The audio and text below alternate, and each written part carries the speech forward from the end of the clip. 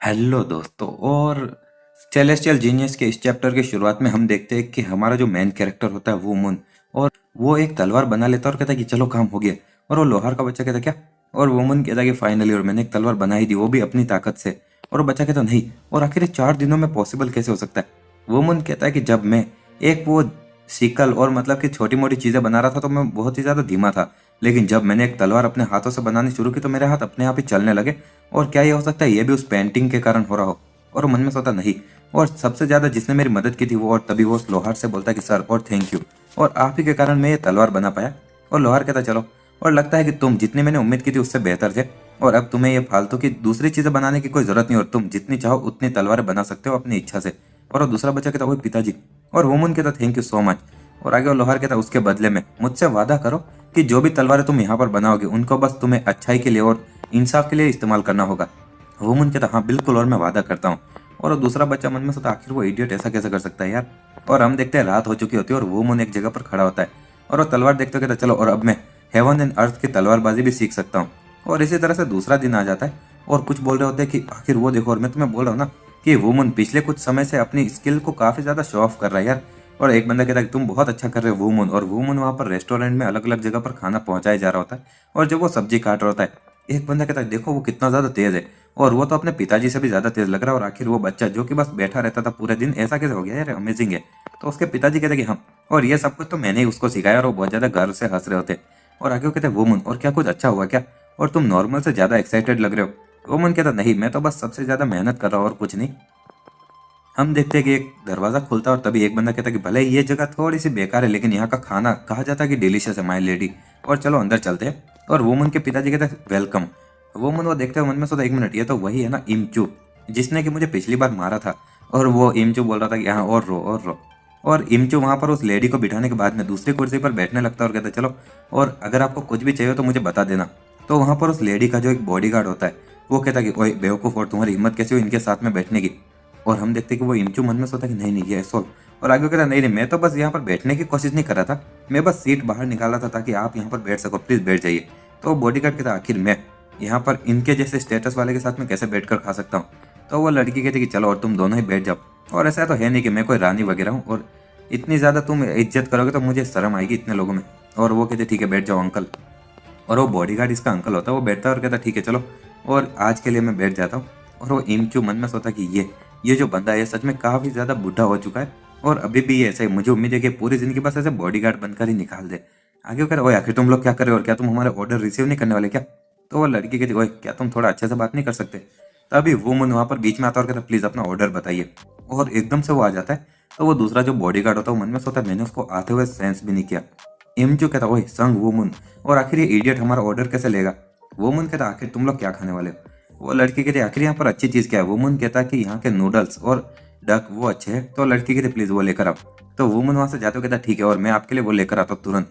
और वो इमचू को एक मारता भी अपने हाथ से। इमचू कहता तुम इडियट, तुम्हारी हिम्मत कैसे मुझे मारने की। तो वुमन कहता कि सॉरी, और मैं तो एक इडियट हूँ ना तो इसलिए। तो वो बहुत ज्यादा गुस्सा हो रहा था दूसरा बंदा। आगे इसी के साथ में रात हो जाती है, और वो लोग कहते हमने काफी ज्यादा अच्छे से खाया और सच में अच्छा खाना था। और वो लोग कहते थैंक यू। और जब सभी लोग जा रहे होते तो वो जो इमचू होता है वो दूसरी लेडी को जाते हो कहता माई लेडी, और मुझे थोड़ा अर्जेंट काम है और मैं वापस बाद में आ जाऊंगा, प्लीज आप मेरे बिना चाहिए। और वो लेडी कहती कि ठीक है और ज्यादा लेट मत होना। इमचू कहता ठीक है। और जब वो बॉडीगार्ड और लेडी दोनों चले जाते तो इमचू वापस उसी वुमन के वहां पर आता है और दरवाजा खोलते हुए आखिर किस तरह की घटिया रेस्टोरेंट है, और यहाँ पर मेरे खाने के अंदर एक बाल आया था जो मैंने खाया था, और आखिर तुम्हारी हिम्मत कैसी हुई हमारी लेडी को ऐसा खाना देने की। वो मन कहता ये ऐसा कहीं का। तो उसके पिताजी के आखिर तुम क्या कर रहे हो, क्या तुमने देखा नहीं क्या पहले, और ये वहां पर लेडी के उन नोबल लोगों में से एक है और हम ज्यादा लापरवाही से बात नहीं कर सकते। वो मन कहता कि वो बकवास कर रहा है हाँ, और आखिर मैं इस तरह से चुपचाप ये कैसे सहूं। तो उसके पिताजी कहते भूल जाओ, और हमें ये सहना ही होगा, और मैं इससे निपट लूंगा तो चुपचाप बैठे रहो। और आगे वो कुछ रुपए देते हुए कहते हैं कि चलो, और मैं आपसे माफी मांगता हूँ और ये आपके पैसे का रिफंड, और साथ ही में आपको जो मुश्किलें हुई उसके लिए भी पैसे। तो इमचू कहता कि चलो, और मैं हमारी लेडी के कारण अभी चुप रह रहा हूँ, वरना तुम्हारी हिम्मत कैसे हुई हमारी लेडी के साथ में ऐसा बर्ताव करने की, और अगली बार से ध्यान रखना। और वुमन के पिताजी कहता ठीक है हम समझ गए। और वुमन बहुत गुस्सा भी हो रहा था, और जब वो बंदा वहां से चला जाता है वुमन के पिताजी कहते चलो, और हम बहुत ही ज्यादा मुश्किल से बच गए यार। और वुमन मन में सोचा इमचू और तुम गए काम से। बाहर हम देखते कि इमचू जब जा रहा था वो कहता हाँ, और आखिर उसको लगता क्या है कि आखिर वो बॉडीगार्ड हम सभी लोगों को ऐसे जाने को बोल सकता है, और मैं पक्का उस लड़की को अपने साथ में लेकर ही आऊंगा। और तभी पीछे से वुमन आता और कहता है कि ओए खरगोश दांत वाले, और 1 सेकंड के लिए यहाँ पर आना। तो इमचू कहता क्या कहा तुमने, खरगोश जैसे दांत वाला? हाँ, और आखिर कौन है जो मुझे ऐसा बोल रहा है? और जब वो पीछे मुड़ता है वो कहता है हाँ संग वुमन, और ये इडियट सच में तुम पागल हो चुके हो क्या? तो वुमन कहता है कि नहीं, हाँ मैं बिल्कुल पागल हो चुका हूँ, और क्या तुम भी तो एक पागल इंसान से मार खाना चाहोगे? एमचू कहता ठीक है तुम इडियट, और मैं परफेक्ट मोमेंट पर तुमसे मिला, और मैं वैसे भी अपने गुस्से को कहीं पर तो उतारने वाला था, और चलो मैं थोड़ा तुम्हें भी स्वाद चखाता हूँ। तो वुमन कहता ट्राई करो, अगर तुम कर सको तुम एसहॉल कही के। और इमचू कहता ये इडियट, और जब वो एक मुक्का मारने वाला होता है तभी वुमन उसको एक कोहनी से मारता है, और इमचू कहता ओए चोट दर्द हो रहा है यार, और बस तुम इस एक पंच के साथ में लकी थे, और लेकिन अब मैं इतनी आसानी से तुम्हें जाने नहीं दूंगा और मैं तुम्हें मार डालूंगा। और जब वो वापस वुमन को मारने वाला होता है तो वुमन एक और उसको मुक्का मारता है, और बाद में उसके पेट में घुटना मारता है, और फिर उसके दोनों दांत पकड़ लेता है और कहता है कि तुम साले खरगोश तो हो नहीं असली में, तो तुम्हारे ये दांत इतने बड़े क्यों है? और इसी के साथ में वो इमचू मन में सोचा आखिर वो इतना ताकतवर कब बन गया। वो मन कहता मैं तुम्हें वार्निंग दे रहा हूँ, और हमारे इस इन के पास में भी कभी मत आना, और तुम्हारे जैसे कीड़ों की हमें जरूरत नहीं है। और जो 2 लोग तुम्हारे साथ में आए थे वो तो तुमसे अलग लग रहे थे, तुम्हारे जैसे बिल्कुल नहीं थे, लफंगे, और उनका नाम खराब मत करना, ऐसे काम कर समझ गए ना, और ईमानदारी से जीना, और ये पैसा ये मैं वापस ले रहा हूँ जो कि तुमने मेरे पिताजी से चुराया है। और इसी के साथ में उस इमचू के दांत को छोड़कर एक और मुक्का मारता है, और वो कहता अरे मेरे दांत मेरे दांत। वो मन कहता है कि अगर मैं तुम्हें वापस कभी देखूंगा तो मैं तुम्हारे दांत को उखाड़ लूंगा, चलो और यहाँ से दफा हो जाओ। इमचू कहता हाँ तुम्हारी हिम्मत कैसे हुई मेरे सामने और हमारी लेडी के सामने ऐसे एक्ट करने की, मैं तुम्हें इसकी कीमत चुकानी पड़ेगी। वो मन कहता है कि क्या, चलो तो मैं अभी कभी तुम्हारे दांत निकाल लेता हूँ। तो इमचू वहां से भाग जाता है। वो मन कहता है कि ये घटिया इडियट कहेगा, और आगे वो कहता लेकिन चलो, और ये काफी ज्यादा अच्छा लग रहा है जब मैं ताकतवर हो चुका हूँ। और आगे हम देखते हैं कि कहीं पर सुबह हो चुकी होती है, और वो वुमन के पिताजी कहते क्या तुम बोल रहे हो कि उसने पैसे वापस दे दिए, और ये इम्पॉसिबल है और जरूर तुम उससे लेकर आए होगे। वुमन कहता क्या, और आखिर ये पॉसिबल कैसे, मैं इतना कमजोर हूँ, और उसने मुझे कहा कि बस ध्यान से रहना और पैसा वापस दे दिया। वुमन के पिताजी कहते वेल चलो, और तुम्हारे पास में वैसे ताकत तो है नहीं कि तुम उससे पैसे ले सको, लेकिन फिर भी ये मैंने उसको जितना दिया था उससे ज्यादा पैसा है। वुमन कहता है कि ये सच में ये एक दिन का ब्याज भी उसने वापस दिया है। उसके पिताजी कहते हैं कैसा ब्याज? वुमन कहता है कि मुझे पता नहीं यार, तुम रखो इसको। और फिर हम देखते हैं कि दरवाजा खुलता है और कुछ लड़कियां वहां पर आती है, और एक लड़की कहती कितनी गर्मी है यार, और जैसी उम्मीद थी ऐसे गांव वाले इलाके में बिल्कुल मजा नहीं आता है। वुमन वो देखता है और वहां पर एक थोड़े से लाल कलर वाले बालों वाली लड़की होती है, और वो उसको देखता रह जाता है। वुमन मन में सोचता है कि वो इतनी ज्यादा गोरी और बिल्कुल एकदम परी जैसी दिख रही है। तो जो सबसे पहली जो लड़की होती है वो कहती है कि हाँ, और ये इडियट इसकी हिम्मत कैसे हुई ये सियोल को देखने की, जबकि मैं भी यहाँ पर खड़ी हूँ। और वो कहते क्या ये इन खुली नहीं क्या, और तुम यहाँ पर काम नहीं करते? वुमन कहता हाँ, और आखिर आप क्या खाना चाहोगी, और या फिर आप रूम्स को देखना चाहोगी? तभी वो लड़की कहती कि और योसेल, तो योसेल कहते कि हम लोग यहाँ पर यहाँ के खाने के बारे में हमें पता नहीं, तो प्लीज और हमें थोड़े ठीक ठाक कीमत पर क्या अच्छा मिलता है वो बताइए, और आज की रात को हम यहीं पर रुकने वाले हैं और बाद में अगले दिन चले जाएंगे, तो प्लीज हमारे लिए रूम की भी तैयारी कीजिए। वो मुन कहता ठीक है। और आगे वो जो दूसरी लड़की होती है वो कहती हाँ, लगता है कि वो बस तुम्हें ही देखकर मुस्कुराता है योसेल।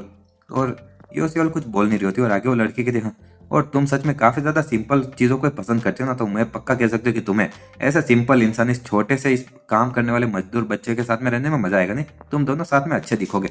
वुमन मन में वही चीजें सोच रहा था जो उस लड़की ने कही होती। और इसी के साथ हमारा ये चले कि वुमन के पिताजी कहते आखिर तुम कर क्या रहे हो, और उनको उनकी सीट दिखाओ।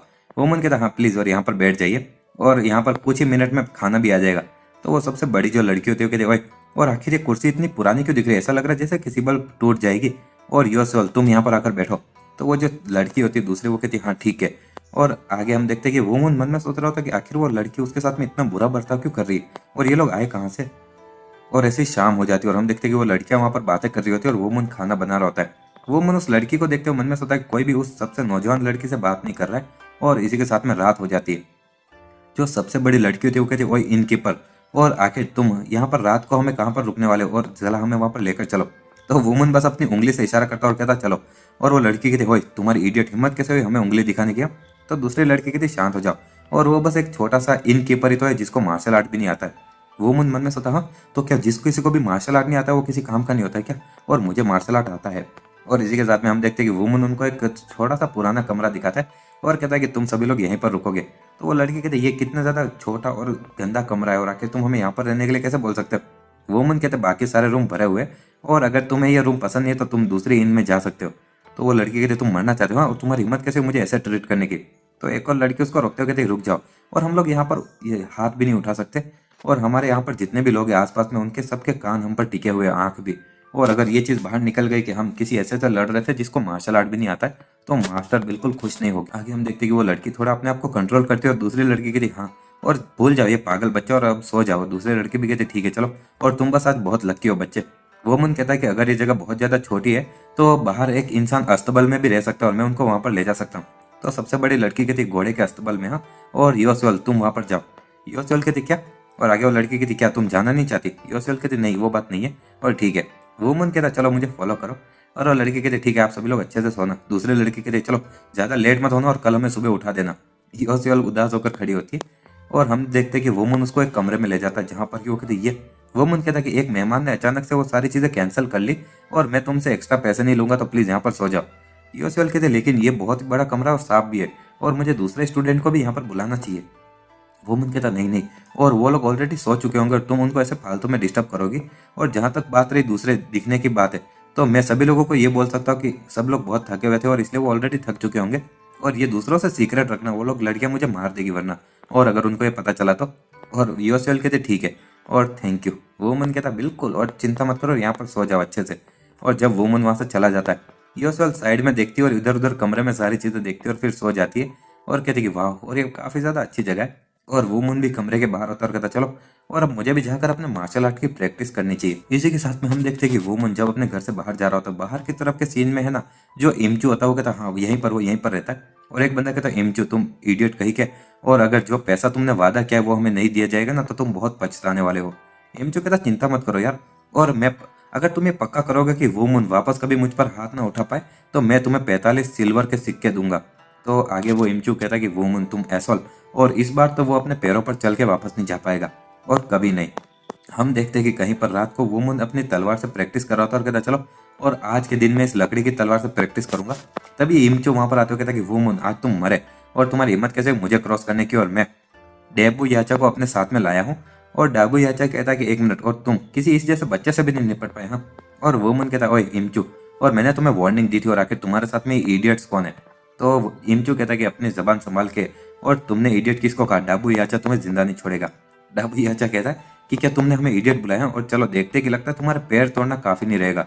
और वो अपने हथियार से एक हमला करता है और आगे वो कहता है मैं तुम्हारे सारे हाथ पैर तोड़ दूंगा। इमचू कहता है कि उसको जिंदा मत छोड़ना, उसको खत्म कर दो। और डाबू याचा हमला किए जा रहा होता है, ये उस वुमन वहां पर उसके सारे हमले को डॉज किए जा रहा होता है। और डाबू याचा कहता है वो किसी मछली की तरह, और आखिर वो इतना तेजी से कैसे मूव कर रहा है। और जब वो मारने वाला होता है तभी वुमन अपने फुटवर्क का इस्तेमाल करता है और मन में सोचता है कि यहाँ पर एक काफी ज्यादा स्वीट और जेंटल एनर्जी है, और क्या ये हो सकता है कि ये डिवाइन एंड इथर्नल मूवमेंट है। तो वो डाबू याचा कहता है कि ये एसोल्स, और इसको थोड़ी बहुत ट्रिक्स आती है। हाँ, और चलो तुम सभी लोग क्या कर रहे हो, उसको पकड़ो। और सारे जो लोग होते हैं वो सभी हमारे वुमन की तरफ बढ़ने लगते हैं। वुमन मन में सोचता है कि ये मेरे लिए अपॉर्चुनिटी जैसा है कि मैं अपनी स्वॉर्ड फाइटिंग और मार्शल आर्ट की एनर्जी सारी स्किल्स को एक साथ में प्रैक्टिस कर सकता हूँ। और वो दूसरे लोग भी वुमन की तरफ बढ़ते हुए हमला करते हैं और वो कहते हैं मरो। और तभी वुमन अपनी तलवार घुमाकर मारता है, उन दोनों को ही साइड में कर देता है और फिर उस डाबू याचा को भी एक मारता है। और हम देखते हैं कि वो तीनों लोगों से एक साथ में ही लड़े जा रहा होता है और वो तीनों ही नीचे गिर जाते हैं। और इसी के साथ में वो डाबू याचा कहता है कि ये एसहोल कहीं का, और एक और हमला करता है। लेकिन तभी वुमन अपने हाथ से एक मारता है और उसके हाथ से कुल्हाड़ी गिर जाती है और वो कुल्हाड़ी दूर जाकर गिरती है। वुमन कहता है तुम इतनी ऑलरेडी हार नहीं मानने वाले हो राइट, और चलो वापस अपनी कुल्हाड़ी उठाओ और ये मेरे लिए प्रैक्टिस के लिए अच्छा रहेगा। डाबू याचा मन में सोचा एक मिनट, वो मेरा मजाक उड़ा रहा है क्या, और मुझे यकीन नहीं होता कि वो मैं बस लकड़ी की तलवार से हरा रहा है। और एक बंदा कहता बॉस, और डाबू याचा मन में सोचा ये एसोल, और हम इसको हल्के में नहीं ले सकते। और आगे हम देखते हैं कि वो डाबू याचा कहता है अरे भाई भाई, और लगता है कि मैंने तुम्हें कम समझ लिया, और अगर तुम्हारी इमचू से लड़ाई है तो तुम उसके साथ में जो चाहो वो करो। और वुमन कहता क्या तुम सच में कुछ करने नहीं वाले, और इसी के साथ में वो सभी लोग वहां से भागने लगते। और एक बंदा कहता बॉस हमारा भी इंतजार करो। वुमन कहता आखिर ये क्या है यार, और मैं अभी अभी तो जोन में जाकर लड़ने वाला था, एकदम मजा आ रहा था। और वो मन में सोचा कि मेरी तलवार की टेक्निक और मार्शल आर्ट को एकदम कंबाइन करना, और ऐसा लग रहा था जैसे कि मैं अपनी बॉडी को एकदम कंप्लीट कर रहा था। इमचू कहता ये इम्पॉसिबल, और आखिर इतना ताकतवर कैसे बन गया। और तभी वुमन कहता इमचू, और क्या तुम मरना चाहते हो, और उसका कॉलर पकड़ लेता है। आगे वुमन कहता है कि अब जब मैं इसके बारे में सोता तो तुम हमेशा से ऐसे इंसान हो ना जो कि मार खाने के बाद में उसको होश आता है, और मैं सच में बहुत ही ज्यादा दयालु था कि मैंने तुम्हारे जैसे किसी इंसान को ऐसे जाने दिया जिसने मेरे पिताजी की भी बेइज्जती की थी। और इमचू कहता रुक जा, और मैं गलत था। लेकिन तभी वुमन उसके मुंह पर एक मुक्का मारता है और कहता कि इतने समय से तुम अपने से कमजोर लोगों को मार रहे थे राइट। और इमचू कहता मुझे माफ कर दो, और अगर तुम मुझे वापस कभी देखोगे।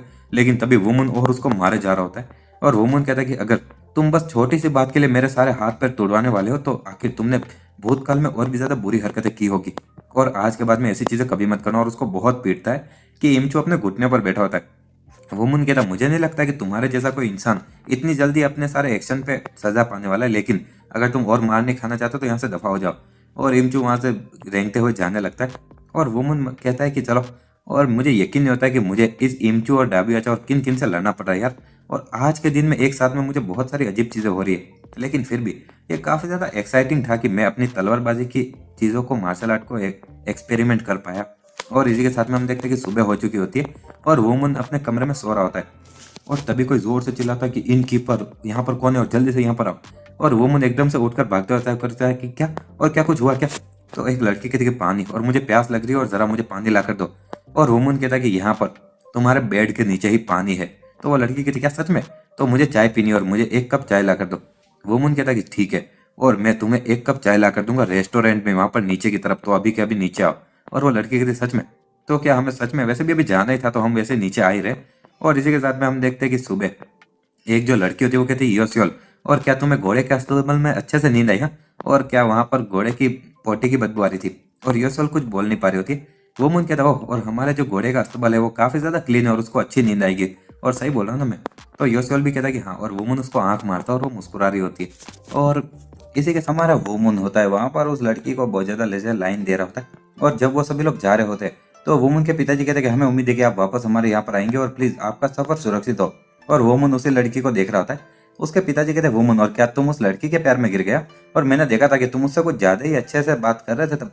वुमन कहता नहीं, ऐसा कुछ नहीं है, और मुझे पता नहीं कि आखिर वो लोग बहने हैं कि क्या, लेकिन वो लोग एक दूसरे से अच्छे से बर्ताव नहीं कर रहे थे।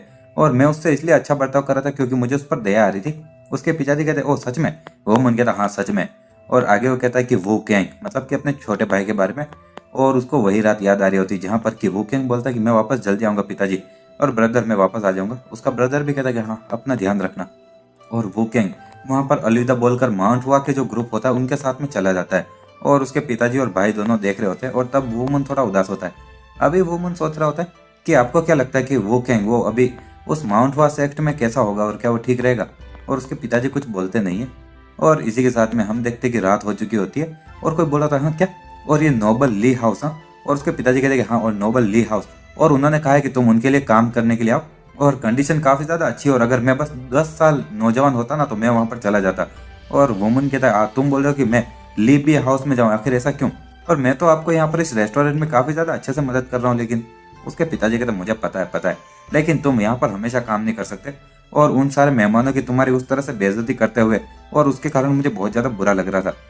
वुमन कहता वो ये तो उनकी गलती है ना कि वो लोग इतने बुरे हैं। उसके पिताजी कहते उसके सिवाय, और तुम यहाँ पर अब उस पेंटिंग के पीछे पागल नहीं हो, और साथ ही में तुम बहुत ही ज्यादा शार्प और समझदार भी हो चुके हो, और तुम्हें अपनी मम्मी को भी ये दिखाना चाहिए कि तुम एक बहुत ही ज्यादा अच्छा और गर्वशाली इंसान बन चुके हो।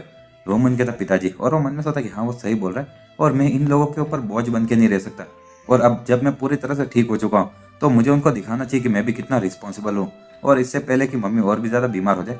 वुमन कहता ठीक है मैं समझ गया पिताजी, और मैं नोबल ली हाउस में जाऊंगा, और मैं एक ऐसा बेटा बनूंगा जिस पर कि आपको और मम्मी को गर्व हो। और उसके पिताजी कहते ठीक है, और वो वुमन को गले लगाते कहते वुमन मेरे बेटे, और तुम सच में कितने ज्यादा समझदार बच्चे हो। और वुमन कहता पिताजी यार, और आप छोटी छोटी बात पर ही रोने लगते हो, और रोना बंद करो। आगे हम उस नोबल ली हाउस का सीन देखते हैं जहाँ पर कि एक बंदा कहता है तो तुम हमारे यहाँ पर ली हाउस के यहाँ पर सामान ले जाने वाले का काम करने के लिए आए हो, और आखिर तुम अपनी इस कमजोर बॉडी के साथ में क्या ही सामान उठा पाओगे? वो मन कहता ओह क्या मैं क्या उठा सकता हूँ इसके बारे में? और इसी के साथ में वो सामने वाला बंदा जिस टेबल और कुर्सी पर होता है वो वुमन उन्हीं को उठा लेता है और कहता क्या इतना काफी रहेगा? और वो बच्चे कहता वाह, और तुम काफी ज्यादा ताकतवर वैसे पतले दिखने वाले बच्चे के रूप में तो, और मैं समझ गया, और मुझे नीचे उतार दो। और बाद में वुमन वहां से जाते कहता चलो, और मैं पास हो गया, और ये कितना ज्यादा आसान था। आगे हम देखते कि शाम को सभी लोग बोल रहे थे चलो, और यहाँ पर जितने भी जो नए लोग हैं यहाँ पर इकट्ठा हो जाओ, और कल के दिन हम लोग ग्रियोंग पियोंग उस जगह के लिए निकलेंगे, और तुम सभी लोग यहाँ पर सारा लगेज लेकर आ जाओ। और वुमन कहता है एक मिनट, और ये पर कल के दिन पर ही जाने के लिए शेड्यूल हो चुका, और अगर मैं एक पल भी लेट होता तो मैं अप्लाई ही नहीं कर पाता। दूसरा आदमी कहता है तुमने क्या कहा, तुम्हारा नाम वुमन है नहीं, और ये काफी ज्यादा लंबा रास्ता है ग्रियोंग पियोंग में, तो तुम्हें हमारे साथ में रहना चाहिए। और सामने वाला वुमन कहता है हाँ ठीक है मिस्टर सियो। और जब वुमन साइड में देखता है तो जो वो नोबल लड़की होती है उसके साथ में एक आदमी होता है। वुमन वो कहता है कि एक मिनट, ये तो वही लेडी है जो कि उस दिन हमारे रेस्टोरेंट में आई थी, और आखिर उसके पास में जो आदमी वो कौन है? तो एक बंदा कहता है कि वो एक कुनलुन फैक्शन का मेंबर है, और वो उसके साथ में आने वाला ग्रेंग प्योंग तक, और वो हमारा बॉडीगार्ड के रूप में। वोमन कहता है कुनलुन फैक्शन और जिन वॉन म्योन, और उसने भी कहा था कि वो भी कुनलुन फैक्शन से है। तो आगे वो दूसरा बंदा कहता है लेकिन सच में मुझे शक है कि आखिर लेडी को किस चीज़ से डर लग रहा है कि वो एक कुनलुन फैक्शन के इंसान को बोल रही कि वो उसके साथ में आए बॉडीगार्ड बन के, और कुछ तो गड़बड़ है, कुछ तो गड़बड़ है। वो मन में सोचा क्या ग्रेंग प्योंग की जगह का जो रोड है इतना खतरनाक है क्या। और हम देखते कि रात को वापस वोमन के घर का सीन, जहाँ पर कि उसकी मम्मी बोलती है आखिर तुम्हारा मतलब क्या है कि तुम ग्रेंग प्योंग पर जा रहे हो, बस जैसे ही तुम्हें नौकरी मिली वैसे ही। और वोमन ये बहुत ज़्यादा खतरनाक होगा और ये ज़्यादा अच्छा नहीं रहेगा कि तुम तब काम करना शुरू करो जब वो लोग वापस वहाँ से गोरियंग प्योंग से आ जाए। वोमन कहता नहीं मदर, और उन लोगों ने कहा था कि वो हमें एक्स्ट्रा पैसे देंगे अगर हम लोग उनके साथ में गोरियंग प्योंग तक जाएंगे। और उसकी मम्मी कहती लेकिन फिर भी मुझे चिंता हो रही है। वोमन कहता चिंता मत करो मदर, और एक बार गोरियंग प्योंग और वहाँ पर सारे जितने भी फैक्शन है सब इकट्ठा होंगे, और मैं ये बोल रहा कि मैं वहाँ पर वो कैंग से मिल पाऊंगा, मेरे छोटे भाई से। और उसकी मम्मी कहती कि ऐसी बात है, और वोमन कहता है कि हाँ, और मैं उससे मिलकर बात कर लूंगा। और उसकी मम्मी कहती ठीक है, मुझे वादा करो एक चीज़ वोमन, और मुझसे ये वादा करो कि तुम किसी भी छोटी चीज़ के लिए लड़ाई करना शुरू नहीं कर दोगे तुम्हारे भाई और पिताजी की तरह। और इन दोनों ने मुझे बहुत ही ज़्यादा चिंता कराई है पहले। और उसके पिताजी कहते आखिर तुम पहले की बात क्या कर रही हो, और अब तो मैं कभी नहीं लड़ता हूँ। वोमन हंसता कहता कि हाँ ठीक है मदर, और मैं अभी बिल्कुल नहीं लड़ूंगा, तो आप चिंता मत करो और मेरे वापस आने का इंतजार करना। उसकी मदर कहती ठीक है थैंक यू। और आगे वोमन कह रहा चलो, और मैं जल्दी वापस आऊंगा, तो तुम लोग अपना ध्यान रखना और मेरी चिंता मत करना ज़्यादा। आगे हम ली नोबल फैमिली के वहाँ पर जो सियोल से जा रही थी वक्त उसका सीन देखते, और इनके साथ में जो जाने वाले लोग थे वो कम से कम 250 लोग थे, और इनके नंबर इतने ज़्यादा लग रहे थे कि कोई भी ये नहीं मानेगा कि ये एक ऐसा परिवार है जो कि अभी धीरे धीरे थोड़ा इनकी अमीरी में गिरता जा रहा है, और एक आखिरी चेंज है इस परिवार के लिए, क्योंकि ताकि ये दूसरे लोगों की ताकत अपनी दिखा सके। और हम देखते हैं कि जब सभी लोग जा रहे होते एक बंदा कहता वोमन, और तुम थके नहीं हो क्या, तुम्हारा थोड़ा पसीना तक नहीं निकल रहा है। वोमन कहता शायद ऐसा इसलिए क्योंकि मुझे बहुत ही ज़्यादा अच्छा लग रहा है। दूसरा आदमी कहता तुम्हें अच्छा लग रहा है। वोमन कहता कि हाँ, ये पहली बार है जब मुझे मौका मिला है कि मैं एक नोबल के लिए काम करूँ और पैसे कमाऊँ। दूसरा बंदा कहता वाह ऑफ कोर्स, और नौजवान होने के भी अपने खुद के फायदे हैं नहीं। और ऐसे ही करते करते रात हो जाती है, और कोई बोलता है कि ठीक है चलो, और आज के रात के लिए हम यहीं पर कैंप लगाएंगे। और एक आदमी कहता है कि वुमन, और मुझे बहुत प्यास लग रही है तो थोड़ा मेरे लिए भी पानी लेकर आओ, और एक वो लकड़ी की बोतल देता है। वुमन कहता ठीक है, और ऐसा सभी लोग उसको बहुत सारी बोतलें फेंकते हुए कहते कि चलो हमारे लिए भी लेकर आओ। और वुमन कहता कि वो, और मैं चलो एक बहुत बड़ी बाल्टी भरकर ही पानी लेकर आ जाता हूँ, इससे तो अच्छा। आगे हम उस लड़की योन सी उसके टेंट का सीन देखते, जहाँ पर कि वो बोल रहे थे मुझे बहुत ज़्यादा कॉन्फिडेंट लग रहा है कि आप हमारे साथ में आ रहे हो कुनलुन के यो मून क्वैंग, और ये हमारे लिए गर्व की बात है कि आप हमारे साथ में यहाँ पर आ रहे हो। और वो दूसरा बंदा कहता है कि तुम कुछ ज़्यादा हम्बल हो, और कोई ऐसे कुनलुन के सेक्ट से उसके सामने भी। एक लड़की कहती है कि नहीं नहीं, और हम सब यही कहना चाहते हैं कि आप बस हमारा ध्यान रखें। तो वो बंदा कहता है कि नहीं नहीं थैंक यू। और आगे वो मन में सोचता है कि मुझे सच में इतना ज़्यादा पैसा मिल रहा है, और साथ ही में इतनी ज़्यादा लग्जरियस कंडीशन मिली, और साथ ही में मुझे कोई कारण नहीं दिख रहा मना करने का, और मुझे इतनी ज़्यादा खूबसूरत औरतें मेरी कंपनी दे रही है यार। और जहाँ पर कि मेरे सेक्ट के अंदर तो बस बुढ़े लोग ही होते थे मेरे आसपास में, और मुझे सच में अपना थोड़ा स्ट्रेस सुबह खत्म करना चाहिए नहीं जाने से पहले। और साथ ही में साइड में देखते हुए कहता है खास करके ये योन, और कोई किसी ने भी नहीं सोचा होगा कि इतना ज़्यादा कीमती खजाना यहाँ पर इस छोटे गाँव में छुपा होगा, और मैं अगले 4 दिनों में पक्का उसको अपना बना लूंगा। एक लड़की कहती है भगवान, और आखिर वो कौन है, और मैंने उसको पहचाना नहीं। और वो कुनलुन वाला बंदा कहता है 1 मिनट। और एक लड़की कहती है वो हमारा नया सामान ले जाने वाला पोर्टर है, और वहाँ पर वुमन होता है जो कि बिना शर्ट के वहाँ पर पानी भर रहा होता है। और वो लोग कह रहे कि वाह, और वो काफ़ी ज़्यादा नौजवान लग रहा है, लेकिन फिर भी वो कितना ज़्यादा फिट है नहीं, 6 पैक्स। और कुनलुन वाला बंदा कहता है कि 1 मिनट, और वो मन में सोचता है कि बस एक सामान उठाने वाला मेरी स्पॉटलाइट छीन रहा है, और उसकी हिम्मत कैसे हुई, और अपने ऐसे कपड़े उतार के पानी बनाए, और सब लोग इसके अटेंशन दे रहे मुझे देखने की जगह, और गवार कहीं का। और जब वो साइड में देखता तो योन भी उसे देख रही होती है, और वो बंदा मन में सोचता अरे यार, और यहाँ तक कि योन भी अपनी नज़रें उससे हटा नहीं पा रही है, और यहाँ तक कि उसने मुझे एक बार भी नज़रों से देखा ही नहीं। और योन कहती ओह, और दूसरी लड़कियाँ कहती डियर लॉर्ड, और क्या हुआ, और आपके जैसी एक बड़ी लेडी को तो उसके ऊपर ऐसे नज़रें नहीं डालनी चाहिए, लेकिन आप भी नज़रें हटा नहीं पा रही हो।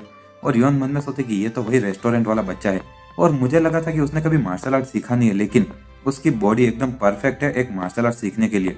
और वो कुंदन वाला बंदा कहता है वो मेरी स्पॉटलाइट छीन रहा है, और मैं उसको ऐसे नहीं जाने दे सकता, और चलो, और मैं तुम्हारा बदसूरत चेहरा देखूंगा। और इसी के साथ में एक सुई निकालता और कहता है कि ये पियर्सिंग एंड मैमिंग नेल का हमला है, और तुम्हें अपनी पूरी जिंदगी अब एक अपाहिज बनकर रहना पड़ेगा, और वो भी इन औरतों की नज़रों के सामने। और इसी के साथ में वो सुई से हमला करता है वुमन पर, और इसी के साथ हमारा और जबकि ये औरतें देख रही होगी तभी, और जब वो सुई हमारे वुमन को लग रही होती है तभी वो अचानक से वुमन उस सुई की तरफ देखता है, और वो सुई कहीं और ही उड़ जाती है। और दूसरा बंदा कहता है हाँ आखिर ये क्या था, और दूसरे वो लड़कियाँ कहती है और क्या हुआ, तो वो कुंदन वाला बंदा कहता नहीं नहीं कुछ नहीं। और वो वापस वुमन की तरफ देखते हो, मन में सोचा कि आखिर वो बस एक सामान उठाने वाले ने मेरे हमले को कैसे रोक दिया, और आखिर ये है कौन। और हम देखते कि वुमन बहुत ही ज्यादा उधर घूर रहा होता है। तो वो कुंदन वाला बंदा वापस अपनी नजरें छुपाते मन में सोचा कि वो मुझे देख रहा है, और वो पक्का एक मार्शल आर्ट का मास्टर है यार। और वुमन वहां से देखते वापस मुड़ता और कहता कि आखिर ये क्या था, और वो चीज किसने फेंकी थी, ये बिल्कुल मजाकिया नहीं है यार। और वो दूसरा बंदा मन में सोचा आखिर ये क्या था, और उसको पता है कि आखिर मैंने क्या किया नहीं। और वैसे वुमन को कुछ नहीं पता इसके बारे में। और वुमन वो बड़ा सा ड्रम भर के पानी ले जा रहा होता है, और वो जो यौन होती है वो भी देख रही होती है। इसी के साथ में हम देखते हैं कि रात बहुत ही ज़्यादा हो चुकी होती है। वुमन कहता है कि यार छोटी छोटी चीज़ें करने से भी बहुत ज़्यादा थकान हो जाती है, और अब मैं फाइनली आराम कर सकता हूँ। और वो तलवार ले जाते हुए कहता है कि लेकिन ऑफकोर्स मेरे लिए आराम करने का समय है तलवारबाजी की प्रैक्टिस करने का। और इसी के साथ में वो अपनी तलवारबाजी की प्रैक्टिस करने लगता है। और तलवार बनाने के बाद से ही वुमन वो बहुत ही ज़्यादा अपनी स्वॉर्ड फाइटिंग की प्रैक्टिस करता था रेगुलर। और यहाँ तक कि एक पल भी अगर उसको कभी भी मिल जाता, और ये मार्शल आर्ट और स्वॉर्ड फाइटिंग जो कि उसके दिमाग और मसल सब सीखे हुए थे, और इस एक्सरसाइज से वो बहुत ही ज़्यादा धीरे धीरे ताकतवर हुए जा रहा था।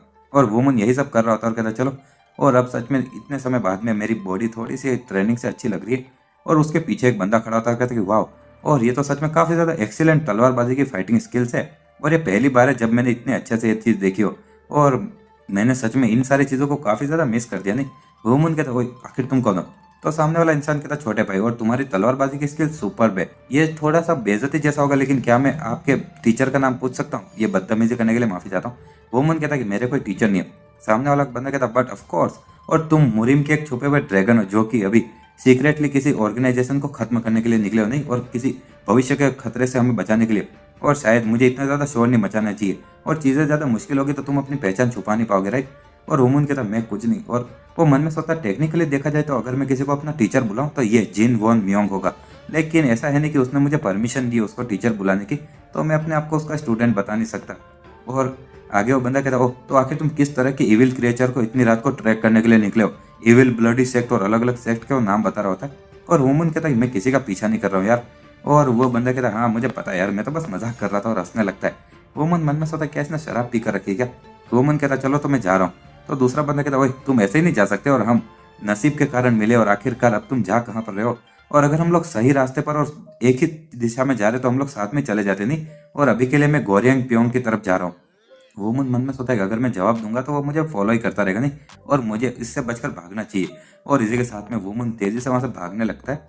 और उसके कैंप के सीन को हम देखते हैं जहाँ पर कि वुमन मन में सोचता है कि आखिर ये चीज़ें ऐसे कैसे होगी। और वो दूसरा बंदा कहता है आखिर तुम इतनी तेज क्यों दौड़ रहे थे यार, और सभी लोग यहाँ पर आराम कर रहे। और वुमन मन में सोचता है कि मैं इससे बचकर भाग नहीं पाया यार। और यहाँ तक कि वो हमारी लेडी के लिए एक सामान उठाने वाला भी बन गया। और हम एक फ्लैशबैक देखते हैं जहाँ पर कि वो बंदा कहता है कि अगर ये सामान उठाने का काम है तो ये मैं भी करना चाहूंगा, और मुझे ये बच्चा यहाँ पर पसंद आया। और वो एक बहुत बड़ा सा सामान उठा लेता है। दूसरा बंदा कहता है चलो तुम एक्सेप्टेड हो। और वुमन कहता क्या। और आगे हम देखते हैं कि टेंट के अंदर रात को जब वो लोग सो रहे होते तो वो बंदा कहता है छोटे भाई, और क्या तुम मुझे एक और बार वो नहीं दिखा सकते, और क्या तुमने सच में और कोई मार्शल आर्ट की मूवमेंट नहीं सीखी। वुमन कहता है मैंने तुम्हें ऑलरेडी दिखा तो दिया यार, और मैंने झूठ नहीं बोला, और मुझे सच में कोई दूसरा मार्शल आर्ट की मूवमेंट नहीं आती, तो प्लीज मुझे सोने दो। और वो बंदा कहता नहीं यार, और प्लीज मुझे और बात करनी है सोने से पहले, और मुझे भी नींद नहीं आ रही है। और वो कहता प्लीज। और वो मन अपने कान बंद करते हुए कहता कि आखिर तुम इस तरह से क्यों एक्ट कर रहे हो यार। और वो मन में सोचता है कि ये सच में इस बार बहुत ही ज्यादा अजीब बंदा मेरे से चिपक गया है। और इसी के साथ में सुबह हो जाती है। और वो मन अभी जाते हुए मन में सोच रहा था कि मैं पूरी रात को थोड़ा भी नहीं सो पाया यार। और वो पीछे उस बंदे को देखता और वो कहता आखिर तुम मुझे इस तरह से क्यों देख रहे हो, और मुझे मर्द इतने भी पसंद नहीं है। वुमन कहता अब जब मैं इसके बारे में सोचता हूँ तो मुझे तुम्हारा नाम भी नहीं पता है। तो दूसरा बंदा कहता मेरा नाम आखिर ये इतना भी इंपॉर्टेंट क्यों है, और तुम मुझे बस एक बिना नाम वाला ट्रेवलर भी तो बुला सकते हो। तो वुमन कहता ठीक है, तो मुझे यही करना चाहिए मिस्टर बिना नाम वाले ट्रेवलर। तो बंदा कहता हाँ, और इतना अचानक से, और एटलीस्ट तुम्हें 2 बार तो किसी का नाम पूछना चाहिए नहीं। और वुमन कहता नहीं नहीं ये चलेगा मिस्टर बिना नाम वाले ट्रेवलर। और वो दूसरा बंदा कहता ओए प्लीज और थोड़े अच्छे से बात करो मुझसे। और तभी वो कुछ नोटिस करता है, और वो कहता है कि ये मैंने जितना सोचा था उससे ज़्यादा करीब है। वुमन कहता है कि हाँ क्या। और तभी जो उनका एक तरह का चीफ जैसा था वो कहता है सभी लोग रुक जाओ, और हम लोग यहाँ पर एक लंच का ब्रेक लेंगे। और तभी वो दूसरा बंदा कहता चलो, और ये अच्छी बात है कि अभी लंच टाइम है और मुझे तुम्हें कुछ दिखाना है, मेरे साथ में चलो। वुमन कहता आखिर ये क्या है। तो दूसरा बंदा कहता कि मैं तुम्हें एक बहुत बड़ा गिफ्ट देने वाला हूँ, और इससे तुम सच में काफ़ी ज़्यादा सरप्राइज हो जाओगे। और इसी के साथ में वो लोग कहीं जा रहे होते। वुमन कहता आखिर हम लोग और ज़्यादा कितनी दूर तक ये पहाड़ चढ़ने वाले, और अगर हम लोग वापस जाने में लेट हो गए तो हम मुसीबत में पड़ जाएंगे। तो दूसरा बंदा कहता वही इतनी ज़्यादा चिंता करना बंद करो और मुझे फॉलो करो, और अगर तुम ऐसा नहीं करोगे तो तुम बहुत ज़्यादा पछताओगे। वुमन उसके पीछे जाते हुए मन में सोचा लेकिन आखिर वो इस पहाड़ को इतनी ज्यादा आसानी से कैसे चढ़ रहा है, और वो पक्का कोई नॉर्मल इंसान नहीं है यार। और तभी वो सामने वाला बंदा कहता ठीक है चलो ये यहीं पर है। और जब वुमन और वो दोनों ही एक जगह पर उतरते तो वुमन कहता आखिर ये, तो दूसरा बंदा कहता कि हाँ ये एक सिल्वर बालों वाला सेलेस्टियल टाइगर है और हम इसको बस सेलेस्टियल टाइगर ही बुलाएंगे। आगे वो बंदा कहता कि ये सबसे ज्यादा मतलब कि खतरनाक बीस्ट में से एक है जो कि डिवाइन स्टारलाइट के साथ में पैदा होते हैं और सेलेस्टियल टाइगर। और भले ही ये एक सेलेस्टियल बीस्ट कहा जा सकता है लेकिन ये पूरी तरह से नहीं, क्योंकि इसके पास में वो डिवाइन क्रिस्टल नहीं है और लगता है कि इसको मरे हुए ज़्यादा समय नहीं हुआ होगा। और वहाँ पर एक टाइगर और मरा पड़ा होता है और उसका एक बच्चा होता है। और वुमन वो देखते हुए मन में सोचता है कि इसका जो चमड़ी वगैरह है ये बहुत ही ज़्यादा स्टील से भी ज़्यादा ताकतवर है और इसके दांतों से तो डायमंड भी टूट सकते हैं। और मुझे यकीन नहीं होता कि मैं एक ऐसे बीस्ट को देख रहा हूँ जिसको बस कहानियों में ही सुना जाता है। और तभी वो जो छोटा सा बच्चा होता है टाइगर का, वो गुर्राते हुए उन तरफ आता है। तो वो दूसरा बंदा एक उसके मुंह पर मारते हुए कहता है ये छोटा बच्चा कहीं का, और उस टाइगर को नीचे गिरा देता है। वुमन कहता वो ये तो बस एक बच्चा है यार और तुम कुछ ज्यादा जोर से नहीं मार रहे हो उसे। और तभी वो टाइगर वापस उठता है और उसकी मम्मी के पास में उसको बचाने के लिए चला जाता है। तो वो दूसरा बंदा हंसते हुए कहता है कि देखो, और ये कितना ज्यादा, ये भले एक बीस्ट है लेकिन फिर भी अमेजिंग है नहीं, और ये अपनी माँ की बॉडी को दूसरे अजनबियों से बचाने की कोशिश कर रहा है। वुमन कहता भले ये कितना भी ज्यादा मिस्टिकल बीस्ट हो लेकिन ये इसके अकेले के लिए तो जिंदा बचना बहुत ज्यादा मुश्किल होगा। तो वो दूसरा बंदा कहता है कि अगर तुम्हें उसके लिए इतना ही बुरा लग रहा है तो क्यों ना तुम उसको अपने साथ में रख लो, और जैसा कि तुमने कहा अगर हम इसको ऐसे ही छोड़ेंगे तो ये किसी ना किसी दिन मर जाएगा अकेला। और वुमन कहता क्या, वुमन कहता मैं बिल्कुल नहीं, और तुम हो जो कि मुझे इस जगह पर लेकर आए तो तुम्हें इस बच्चे का ध्यान नहीं रखना चाहिए। तो दूसरा बंदा कहता है कि मैं किसी भी पल जेल में जा सकता और इसीलिए मैं ये रिस्पॉन्सिबिलिटी नहीं ले सकता, और मैं ये बादलों की तरह हूँ और हवा की तरह हूँ और मैं अपनी जिंदगी आज़ादी से जीना चाहता हूँ और मैं ये नहीं कर सकता।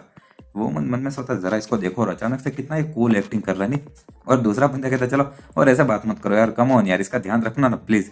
और इसी के साथ में हम देखते हैं कि उसके हाथ से जैसे कुछ एनर्जी रिलीज हो रही होती है और वुमन कहता है नहीं। और तभी जब वो एनर्जी रिलीज होती है वुमन कहता है एक मिनट, और क्या तुमने वो सुना? तो वो दूसरा बंदा कहता क्या क्या सुन रहा? और वो मन में सोचा कि यहाँ तक कि उसके कान भी बहुत ज्यादा तेज है यार। और तभी हम देखते हैं कि ऊपर से एक पत्थर नीचे गिरता है और ये उसी बंदे की एनर्जी के कारण गिर रहा होता है। और वुमन उस बच्चे से कहता है भागो यहाँ से, लेकिन वो बच्चा अपनी माँ की बॉडी को बचाने के लिए आ जाता है और वुमन कहता नहीं। और आगे हम देखते हैं कि जब वो बच्चा अपनी आंखें बंद कर लेता है तो वुमन उस पत्थर को अपने हाथों से रोक लेता है उधर ही और कहता है कि बच्चे तुम्हारी माँ भले मर गए हो लेकिन एटलीस्ट तुम्हें तो जिंदा रहना चाहिए।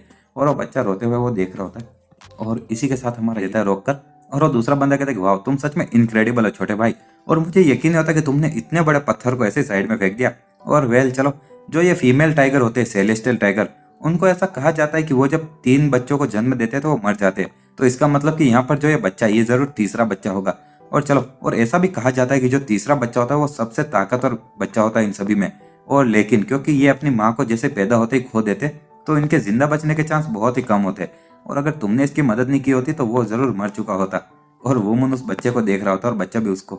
वुमन कहता वही बिना नाम के ट्रेवलर, और बाय एनी चांस क्या तुमने ये सब कुछ प्लान किया हुआ था? तो वो बंदा कहता क्या प्लान? नहीं नहीं, आके तुम क्या बोल रहे हो, और हंसने लगता है। वुमन कहता तुमने ये सच में किया नहीं? और आगे वो दूसरा बंदा कहता मुझे उम्मीद है कि तुम ज्यादा मेरे बारे में बुरा ना सोचो, और मैंने ये सब कुछ तुम्हारे लिए तो किया था आखिरकार, और तुम्हारे पास में ये सेलेस्टियल टाइगर है और ये कोई नॉर्मल बीस्ट नहीं है, और तुम्हें अभी तक रियलाइज नहीं हुआ कि तुम्हारे पास में क्या ताकत है, और मैंने ऐसा इसलिए किया ताकि तुम्हें पता चले। और वुमन कहता तुम सच में बहुत ही ज्यादा बेकार इंसान हो यार। और आगे वो साइड में देखता है और कहता हे भगवान। और वो मन में सोचता है भले ये बहुत ही बेकार चीज़ है लेकिन मेरी कोई ऐसी पोजीशन नहीं कि मैं तुम्हें बड़ा कर सकूं, और मुझे अभी अपने माता पिता के लिए एक अच्छा बेटा होने पर फोकस करना है, और मैं किसी भी चीज़ से डिस्ट्रैक्ट नहीं हो सकता। और वहाँ से जाते हुए कहता है आई एम सॉरी।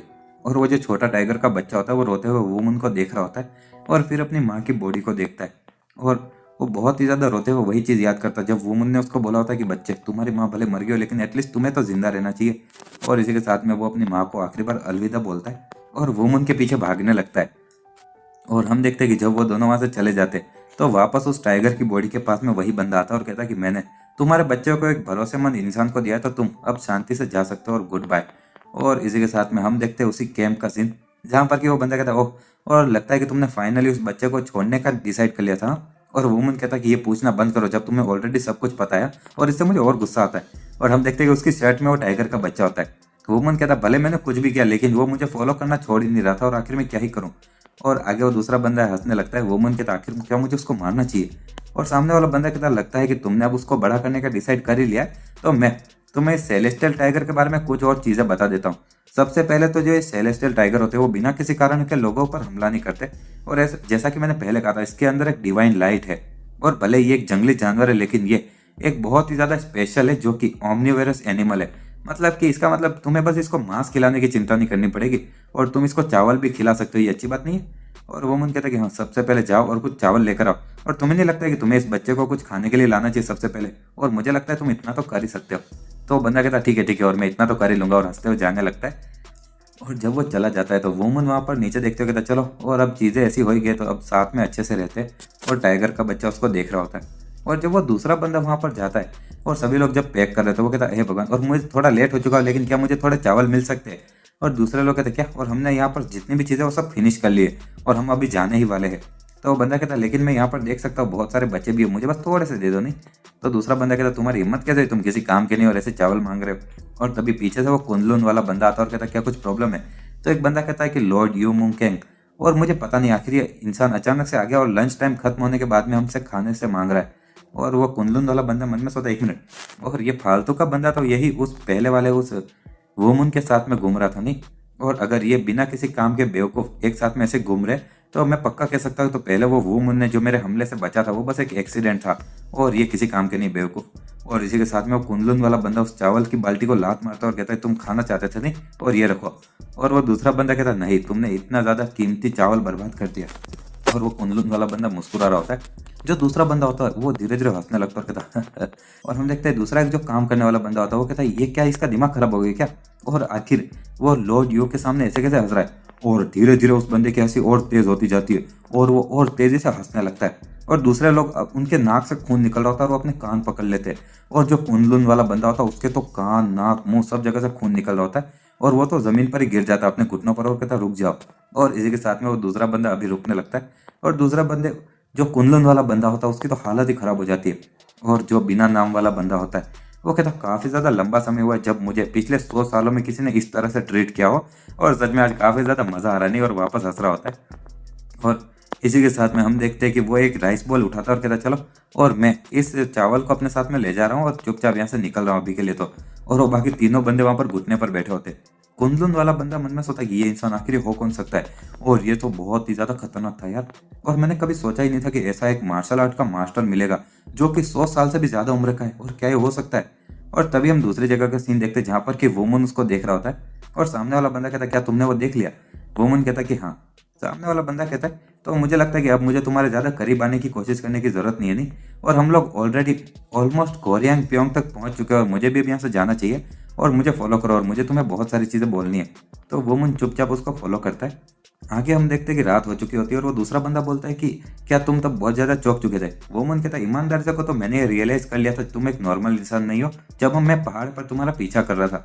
और सामने वाला बंदा कहता जैसी उम्मीद थी, और तुम सच में इनक्रेडिबल है छोटे भाई, और मैं इतना भी ज़्यादा समझदार नहीं था जब मैं तुम्हारी उम्र का था। वुमन कहता हाँ ऐसे ही। और सामने वाला बंदा कहता चलो तुम्हारा सपना क्या है, और तुम्हारा इस ज़िंदगी में लक्ष्य क्या है? और वुमन कहता मेरा लक्ष्य, मैं बहुत सारा पैसा कमाना चाहता हूँ और अपने माता पिता का ध्यान रखना चाहता हूँ, और खास करके मम्मी का, क्योंकि वो बहुत ज़्यादा बीमार है और मैं उसकी मदद करना चाहता हूँ। सामने वाला बंदा कहता ओह, और तुम्हारी मम्मी सच में बहुत ज़्यादा बीमार होगी तब तक। और चलो ये तो, लेकिन तुम्हारे लिए कोई लक्ष्य नहीं हुआ नहीं, और आखिर तुम क्या बनना चाहते हो? और मैं पूछ रहा हूँ कि आखिर भविष्य के लिए तुम्हारे सपने क्या है? वुमन कहता मैं क्या बनना चाहता हूँ, और वो मन में सोचता कि आखिर मैं क्या बनना चाहता हूँ।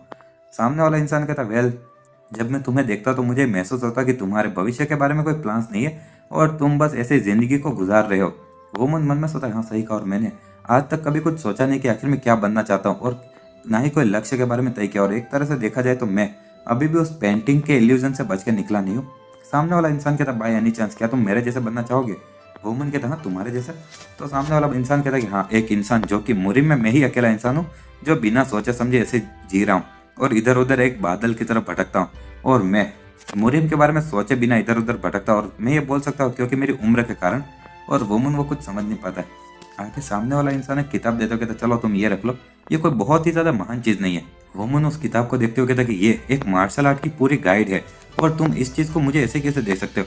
सामने वाला इंसान कहता मैंने तुम्हें बोला ना कि मैं जिस तरह से चाहता हूँ उसी तरह से जीता हूँ, और मैं वही करता जो मुझे मन पड़ता है, और इसीलिए मुझे तुम्हारे पहले इनर एनर्जी देखकर बहुत ज़्यादा अच्छा लगा, और इसीलिए मैं जानने के लिए तुम्हारा दोस्त बनना चाहता था, और इसीलिए तुम्हारे पास में आया।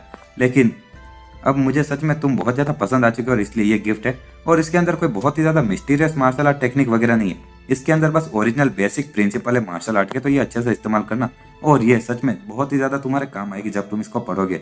वुमन कहता थैंक यू, लेकिन और क्या तुम्हें पता है कि आखिर कोई एक इंसान अपनी इनर एनर्जी, मतलब कि तुम ची भी बोल सकते हो, कि ची को अपने एक हाथ में कैसे फोकस कर सकता है और एक तलवार बनाकर उसको ताकतवर बनाकर लाइट कैसे जला सकता है।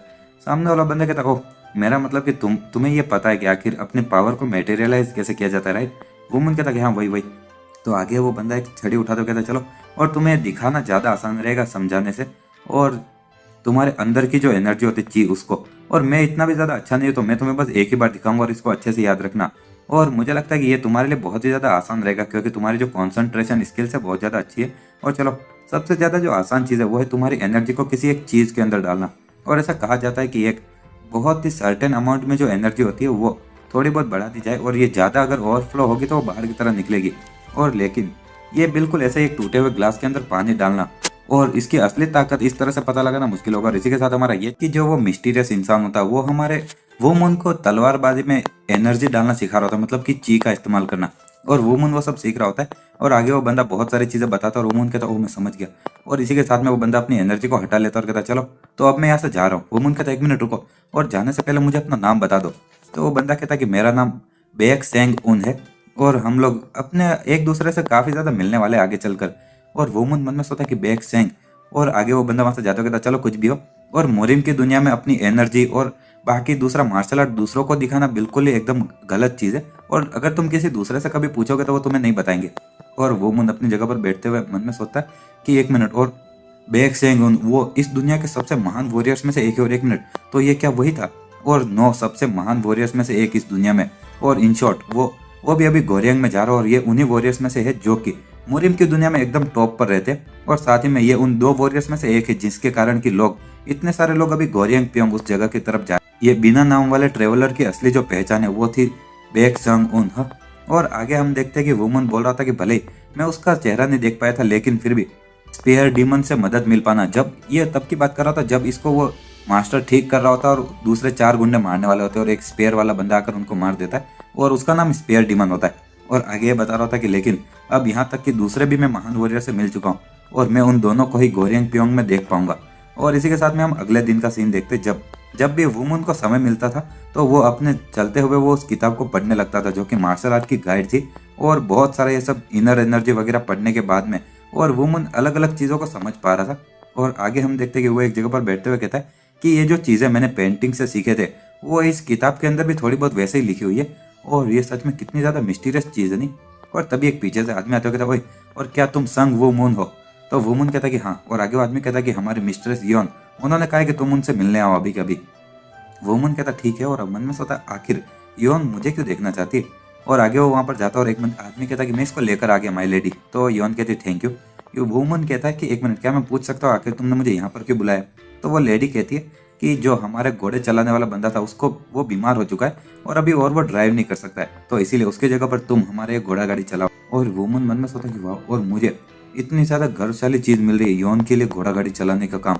और इसी के साथ में हम देखते हैं कि जब वो गाड़ी चला रहा होता है और वो मन में सोता है क्या मुझे उसके यहाँ पर घोड़ा गाड़ी चलाने का जो मकसद है वो क्या मेरी उस जोंग हुआंग के साथ में रिलेशनशिप पूछने के लिए क्या? तो नहीं, ये नहीं हो सकता। और अगर ये उस जोंग हुआंग के बारे में है तो कोई भी इस दुनिया में उसको पहचान नहीं पाया होगा, क्योंकि मैं भी तभी जान पाया जब उसने खुद से मुझे बचाया था। और इसी के साथ में पीछे से वो लड़की कहती आखिर तुम्हारा नाम क्या है? वुमन कहता मेरा नाम संग वुमन है। और लड़की कहती संग वुमन, और आखिर इसका मतलब क्या है? तो वुमन कहता इसका मतलब कि कुछ पागलों जैसे सवाल होना, और ये एक ऐसा नाम है जो कि एक स्कॉलर ने दिया था जो कि हमारे इन में रुके थे एक बार। दूसरी और लड़की कहती आखिर स्कॉलर ने तुम्हें ऐसा नाम क्यों दिया? वुमन कहता है इसका मतलब कि मैं बहुत ही ज़्यादा मतलब कि चमकने में और इतना शानदार नहीं और साथ ही मैं बेवकूफ़ भी हूँ, और बस बार बार मेहनत कर कर और बहुत बार कोशिश कर कर ही मैं कोई समझदारी हासिल कर सकता हूँ। वो पीछे वाली लड़की की थी बहुत सारे पागल जैसे सवाल होंगे ना वुमन, और ताकि तुम उससे समझदार हो सको, लेकिन इसका मतलब यह नहीं कि सारे पागल सवालों से तुम समझदारी होंगे, और क्या होगा कि वो बस ऐसे बेवकूफ़ों वाले सवाल हो। वुमन कहता एग्जैक्टली, लेकिन मैं इन पागल सवालों के ही जवाब पाकर ही समझदारी हासिल कर सकता हूँ। और आगे वो लड़की की थी वाह, और मुझे पता है कि तुम काफ़ी लंबे समय तक एक बेवकूफ़ की तरह रहते थे, लेकिन ये देखकर कि तुम अब पहले जैसे और नहीं हो, ये सच में देखकर मुझे अच्छा लगा, और लगता है कि तुम्हारे वो पागल सवालों से तुम्हें समझदारी मिल ही गई है। और वो मन कहता थैंक यू और मेरे बारे में इतना अच्छे से सोचने के लिए। और वो मन में सोचा कि वो मैंने जितना सोचा था उससे अच्छी है यार। और आगे वो कहता लेकिन क्या आपका कोई सपना है माय लेडी? तो योन कहती सपना। और वो कहती कि मैं अपनी ज़िंदगी के डिसीजन आज़ादी से लेना चाहती हूँ और मैं चाहती हूँ कि मैं अपनी ज़िंदगी की खुद की मालिक बनूँ। वुमन कहता कि खुद की ज़िंदगी के मालिक, हाँ, और क्या ये शायद ये हर एक इंसान यही चाहता होगा नहीं? और युवन कहते लेकिन ये सच में काफ़ी ज़्यादा सपने जैसा लग रहा है जिसको मैं कभी हासिल नहीं कर सकती। और अगर मैं रियलिटी में आती तो ये कोई ऐसी चीज़ नहीं जो कि मैं अभी कर सकती हूँ।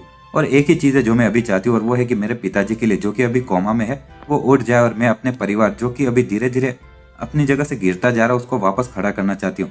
और क्या मुझे ये कहना चाहिए कि मैं हमारे इस सियोल में जाने वाली जर्नी को सक्सेसफुल रखना चाहती हूँ। वो मन मन में सोचा ओह, और मैंने सुना तो था एक बंदे से कि जो योन है उसके पिताजी अचानक से बहुत ज़्यादा बीमार हो गए थे किसी बीमारी से और अभी बहुत ज़्यादा कमज़ोर होकर कोमा में चले गए। वो मन कहता है सेम चीज़ मेरी भी है यार, और मेरी भी मम्मी बहुत ज़्यादा बीमार है और मेरा भी एक ही सपना है कि मैं उसको ठीक कर दूँ। और वो लड़की कहती हाँ क्या तुम्हारी मम्मी भी बीमार है?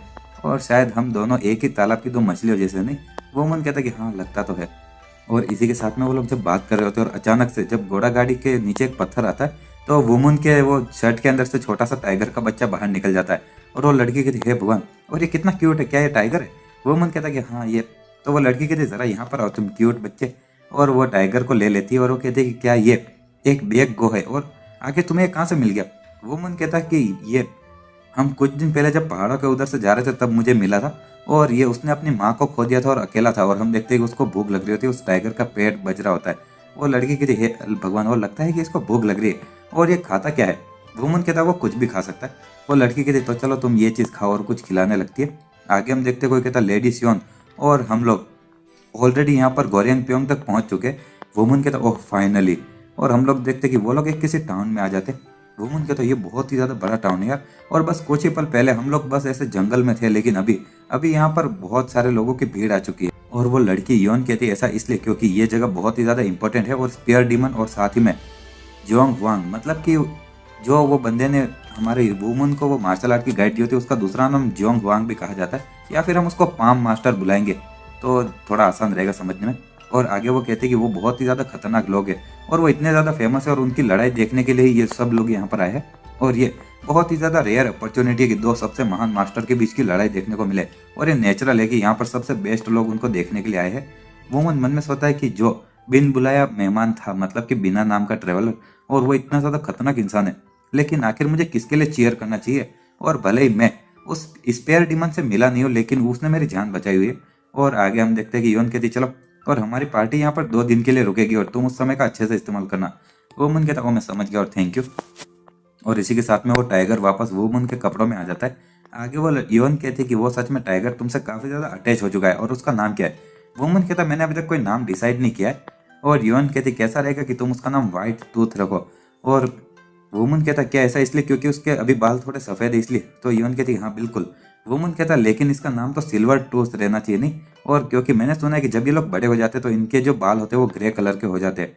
वो लड़की कहती सच में? तो तब तो ये अपनी ज़्यादातर जिंदगी ग्रे बालों में बिताएगा, तो इसका नाम व्हाइट टूथ नहीं लेकिन दूसरा नाम रखना चाहिए नहीं, और इसका नाम योन रखना चाहिए। तो हमारा वुमन कहता है कि हाँ मुझे नाम बहुत पसंद आया और चलिए अब मुझे यहाँ से चलना चाहिए। तो वो लड़की भी कहती ठीक है, और इसी के साथ में वुमन वहाँ से उसके रेंज से दूर चला जाता है। एक बंदा कहता है कि आखिर आपको ये छोटे से ये रेस्टोरेंट वाले के बच्चे में क्या इंटरेस्ट आ गया? तो योन कहती इंटरेस्ट, और मैं तो बस एक बहुत ही ज़्यादा चमकदार आंखों वाले बंदे से बात कर रही थी जिससे कि मेरी थोड़ी थकान और टेंशन दूर हो गई। दूसरा बंदा कहता चमकती आंखें? योन कहती चलो चलते हैं, और उसके कारण अब मैं काफ़ी ज़्यादा रिलैक्स हो चुकी हूँ। और वो मन में सोचती कि मुझे इसलिए निराश नहीं होना चाहिए क्योंकि मैं औरत हूँ और मुझे कॉन्फिडेंट रहना चाहिए, और भले कुछ भी हो लेकिन मैं अपनी पूरी कोशिश करूँगी इस बार की डील को अच्छे से करने की और हमारी फैमिली को वापस ऊपर पहुँचाने की। और वुमन कहीं पर देख रहा होता और कहता वाह यहाँ पर कितने सारे लोग हैं यार, और मुझे पता नहीं आखिर कहाँ पर देखूँ, मैं कहीं खो ना जाऊँ। और इसी के साथ शहर में इधर उधर भटक रहा होता है, तभी कुछ लड़कियां उसके पास में आ जाती है और एक लड़की कहती है हेलो हैंडसम मेरे साथ में आओ और मैं तुम्हें अच्छा समय दिखाऊंगी। तो एक और लड़की उसके पास में आती है ओए मैंने उसको पहले देखा और मेरे साथ में आओ मास्टर। और वुमन कहता आखिर तुम लोग क्या करें? और असल में ये लोग वेश्या होती है। और तभी वुमन सामने देखता है और वहाँ पर कुछ लोग जा रहे होते हैं और उनके बीच में उनका छोटा भाई भी होता है वुमन का। और वुमन कहता ओह वो कैंग, लेकिन वो कैंग उसके जैसे अनसुना कर इग्नोर करने लगता है। और वुमन कहता हाँ, और वो कैंग। और तभी वो कैंग वहाँ से जाते हुए कहता कि हाँ, और आखिर किस तरह का वॉरियर यहाँ पर वेश्याओं के साथ में घूमेगा इस जैसी महान जगह पर? और दूसरा एक बंदा कहता है कि हाँ, और मैं तो उसकी तरफ देख भी नहीं सकता, और क्या वो ली भी फैमिली के लोगों में से कोई एक है क्या। और वो किंग वहां पर चुपचाप उसको इग्नोर करते हुए जा रहा होता है वुमन को। और तभी हम देखते हैं कि उनके बीच में से एक इंसान जा रहा होता है। वो किंग कहता है, एक मिनट रुको, और क्या ये स्पेयर डीमन है। तो तभी दूसरे लोग कहते, ओए, और तुम्हारा ये लापरवाह बर्ताव अगर उसको गुस्सा दिलाएगा तो तुम्हें पता नहीं होगा तुम्हारा नसीब कैसा होगा, तुम्हें मार भी डाले वो शायद। और स्पेयर डीमन वहां से जाए जा रहा होता है। और हम देखते हैं कि वो किंग मन में सोचा, क्या ऐसा लगता है जब हम किसी ऐसे महान इंसान की प्रेजेंस में हो। और सच में वो जैसा मैंने सोचा था उतना ही खतरनाक है। और वो मन कहता है, एक मिनट, और दूसरी जो लड़कियां होती है वो वैश्या है, वो कहती है चलो तो हम यहाँ से जा रहे। और वो किंग मन में सोचा, एक मिनट, आखिर ये चल क्या रहा है, और आखिर स्पेयर डीमन वो मेरे भाई के सामने जाकर खड़ा क्यों हो गया। और हम देखते हैं कि स्पेयर डीमन वुमन को देख रहा होता है। और वुमन कहता है, कौन आखिर। और वो किंग मन में सोचा, अरे नहीं, और क्या ये स्पेयर डीमन मेरे भाई को सजा देने वाला है, क्योंकि वो इस महान जगह पर वेश्याओं के साथ में घूम रहा था एक वॉरियर के रूप में, और ताकि वो मेरे भाई का एक एग्जाम्पल बना सके, और जो कि उसने अटेंशन इस तरफ लाई है। और बहुत सारे लोग इस स्पेयर डीमन के हाथों से मारे जा चुके हैं, और इसने वॉरियर्स को इसलिए मारा क्योंकि वो बस रेड लाइट डिस्ट्रिक्ट के एरियाज में जाते थे और कीड़ों की तरफ मार दिया था यार। और हम देखते कि तभी वो किंग अपनी तलवार निकालने लगता है और मन में सोचता है, आखिर मेरा भाई अपने आप को इस सिचुएशन में कैसे डाल सकता है। और वुमन वहां पर उस स्पेयर डीमन को देख रहा होता है, और ये वही बंदा होता है जिसने कि उसकी जान बचाई होती पहले। और हम देखते हैं कि तभी स्पेयर डीमन अपना हाथ साइड में लाता है, और वो किंग कहता है, अरे नहीं, और अगर मैं बीच में पड़ूंगा तो मैं पक्का मरूंगा, लेकिन कुछ भी हो भाई को तो बचाना होगा। तभी स्पेयर डीमन वुमन के कंधे पर हाथ रखता है और कहता है कि ओह, और लगता है कि तुम अभी भी एकदम ठीक और जिंदा हो, और मैं सच में देखना चाहता था कि आखिर अब तुम भविष्य में कैसे बनोगे। वुमन कहता है, एक्सक्यूज मी। और वो किंग कुछ समझ नहीं पाता और कहता है, आखिर ये क्या। हम देखते हैं कि वुमन बोलता है, एक मिनट, और बाय एनी चांस क्या आप स्पेयर डीमन हो सकते हो क्या। तो स्पेयर डीमन कहता है कि बहुत सारी आंखें हमें अभी देख रही है, तो चलो अभी के लिए हमारी बात को यहीं खत्म करते हैं। और वुमन कहता है, ओके, और मैं आपको थैंक यू बोलना चाहूंगा क्योंकि आपने पिछली बार मेरी जिंदगी बचाई थी। तो स्पेयर डीमन कहता है, ये कुछ नहीं था, और चलो अब मैं यहाँ से जा रहा हूँ। और इसी के साथ में वहां से जाने लगता है। और दूसरे सभी लोग देखते कहते, आखिर ये क्या था, और आखिर वो इंसान है कौन जो कि स्पेयर डीमन से ऐसे एक्ट कर रहा था जैसे वो बहुत ज्यादा करीबी हो। और दूसरा बंदा कहता, तुम्हारा मतलब क्या है करीबी, और जरूर स्पेयर डीमन उसको वार्निंग देने आएगा कि वो रेड लाइट डिस्ट्रिक्ट में ना जाए। वो किंग मन में सोचा, क्या मैं सच में ऐसे ही था, और मैं फालतू में ही चिंता कर रहा था यार। और आगे वो मन में सोचा, लेकिन मेरा भाई आखिर यहाँ पर कर क्या रहा है, और ये मेरा बेवकूफ भाई कहीं का, और उसकी हिम्मत कैसे हुई मुझे ऐसे घूरने की। और वो मन बहुत ज्यादा गुस्से में उसको देख रहा होता है। वो किंग मन में सोचा कि ये इतना काफी नहीं था कि वो इतने समय से मम्मी और पापा को इतनी टेंशन दे रहा था, लेकिन अब वो यहाँ पर वेश्याओं के साथ में भी घूमने लगा है। और आगे वो मन वहां से मुड़ते हुए कहता, हाँ, वो बेवकूफ कहेगा। और वो मन में सोचता है कि बस मैंने कुछ समय तक मैं बेवकूफ की तरह एक्ट कर रहा था इतने सालों तक, तो अब वो मुझे ऐसे एक्ट करने वाला है जैसे वो मुझे जानता ही नहीं है। और वो दोनों ही भाई इधर उधर एक दूसरे को इग्नोर करते हुए जाते। और हम देखते हैं कि रात हो जाती है, और वुमन अपने टेंट में बैठा होता और कहता है कि हाँ, वो किंग एसोल कहीं का, और मैं उससे मिलने के लिए कितना खुश था, और मैं एक भाई हूँ जिसको कि वो पब्लिक में हेलो भी नहीं बोल सकता। हाँ। और आगे वो मन में सोचता है, हाँ यार, शायद मैं तब काफी ज्यादा कमजोर और बेवकूफ तो था ही। और अचानक से वो चुप हो जाता है और सो जाता है। और वो सोते हुए कहता है, लेकिन फिर भी ये बहुत ही ज्यादा उसने मतलबी चीज की यार, और इतने समय बाद में मिले, और एटलीस्ट उसको थोड़ा बहुत मुझे देखकर खुश तो होना चाहिए था, और भले ही ये बिना बोले ही सही। और मुझे पता नहीं, मैं तो बस सो रहा हूँ। और थोड़ी देर तक ऐसे सोने की कोशिश करता है वो, लेकिन अचानक से वापस उठते हुए कहता है, अरे यार, मैं सो नहीं सकता, और मुझे नींद ही नहीं आ रही, और ये सोने का समय नहीं, और मुझे एक ऐसा भाई बनना चाहिए जिस पर कि वो कैंग को गर्व होगा। और इसी के साथ में वो मार्शल आर्ट का मैनुअल निकालता है और कहता, चलो, और अभी बाकी सारी चीज़ों को सोचना बंद करते हैं, और मुझे अच्छी सोच सोचनी चाहिए। और आज मैं एक उस इंसान से मिला हूं जिसने कि मेरी जान बचाई थी, और साथ ही में जो कि यहाँ पर इस जगह पर अटेंशन का सेंटर, और उसके सिवाय वो जानता था कि आखिर मैं कौन हूँ, और मुझे एक बेहतर इंसान बनना चाहिए, और मैं कोई अब इडियट नहीं हूँ। और बस एक ही चीज़ मुझे अभी पता है, वो है कि मैं अभी मार्शल आर्ट के छोटे मोटे तरीके जानता हूँ, और एक स्वॉर्ड फाइटर और एक तलवारबाजी की स्टाइल का थोड़ा बहुत मार्शल आर्ट बेसिक मूव्स। और ये अच्छा रहेगा कि मैं कुछ और चीज़ें सीख लूँ, और क्या होगा कि मैं अपनी तलवारबाजी की हेवन एंड अर्थ के मूव्स का इस्तेमाल करूं। और मुझे ऐसा लग रहा है कि एक बहुत ही ज़्यादा ताकतवर हवा की मूवमेंट होगी, और जो कि हाथ के पाम मतलब कि हथेली का इस्तेमाल करती है। और अगर मैं बहुत ही ज़्यादा ताकतवर हवा का इस्तेमाल करूँ तो अपने हाथों से, और मैं इसको स्ट्रॉन्ग विंड एंड पाम बुला सकता हूँ। और ये सच में काफ़ी ज़्यादा अच्छा नाम है इस टेक्निक का। और तो मुझे अलग अलग दूसरे तरीके भी इस्तेमाल करनी चाहिए, और नहीं, ये तो हवा में उड़ने वाले तरीके हो जाएंगे, और फिर मैं अलग अलग, और ये आसमान से जैसे गिरने वाली मूवमेंट है, और इसी तरह से संग वुमन अलग अलग मार्शल आर्ट की गाइड को पढ़कर चीज़ें इस्तेमाल कर रहा था अपने दिमाग के अंदर ही ट्रेनिंग करने के लिए। और इतने सालों तक उस पेंटिंग को घूरने के कारण अब वुमन इस तरह से उस पर इम्पैक्ट पड़ा था कि वो अपने दिमाग में ही ट्रेन कर सकता था। और भले उसने पूरी रात वो सारी चीज़ें रिपीट करने में बिता दी अपने दिमाग में, लेकिन वो उनको पूरी तरह से मास्टर नहीं कर पाया। और जैसे ही नया दिन शुरू हुआ, तो वो बहुत ही ज़्यादा एक नया नया दिन की शुरुआत थी, जिसमें कि सभी लोग इंतजार कर रहे थे कि स्पेयर डीमन और पाम मास्टर उन दोनों के बीच की लड़ाई का, या फिर हम उसको पाम मास्टर को जियोंग वांग भी बुला सकते हैं। और इसी के साथ में हम देखते हैं कि ढोल बज रहे होते और सभी लोग अलग अलग वॉरियर्स वगैरह इकट्ठा हुए होते। वुमन भी वहां पर आता और कहता है ओह चलो फाइनली वो दिन आ ही गया।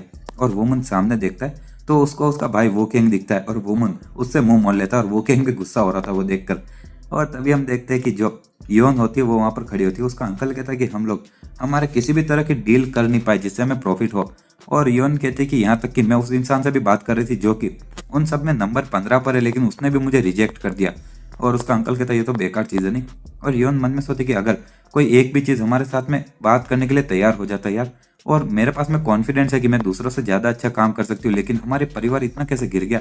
और तभी कुछ लोग बोल रहे थे कि ये स्पेयर डीमन है और ज़रा ये देखो, और उसका ये कई सारे पुराने खतरनाक कपड़ों से बने हुए, सिल्क से बने हुए कपड़े। और मुझे यकीन नहीं होता कि मैं स्पेयर डीमन को अपनी आंखों से देख रहा हूँ, और मैं तो ऑलरेडी काँप रहा हूँ यार। और इसी के साथ में वो सभी लोग बोलते हैं कि अभी वहाँ पर वो जियोंग वांग वो तो आया ही नहीं है।